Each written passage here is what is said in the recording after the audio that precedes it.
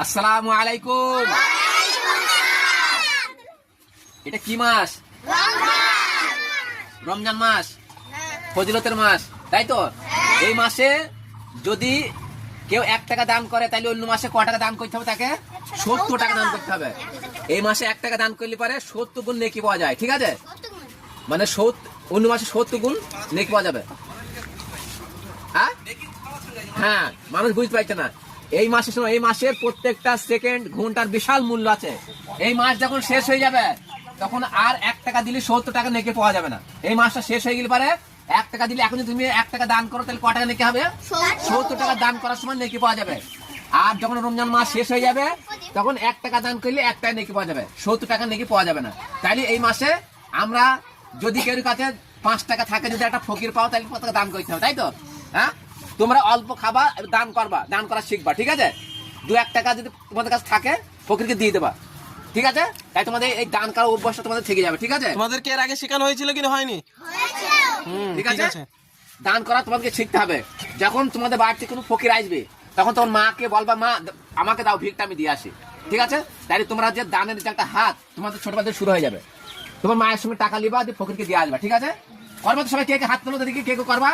ঠিক আছে, শোনো, হাত নিচু করো, হাত নিচু করো।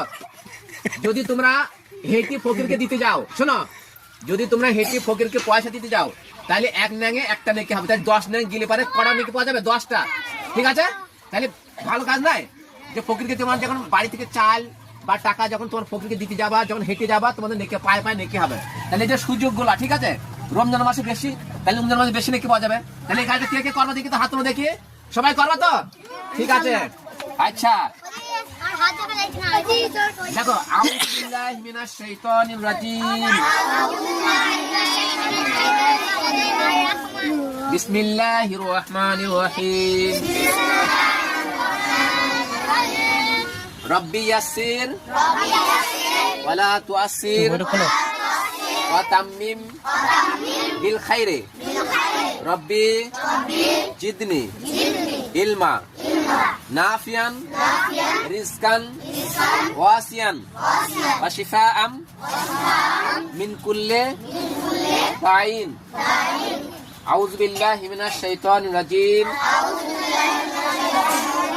বিসমিল্লাহির রহমানির রহিম। তুমি কি করবে? আমার পার ধরবা নাকি?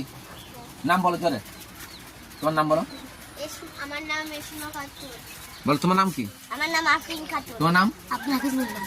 আমার নাম রিয়াজুল। তুমি কোরআন শুরু করবে, তাই তো?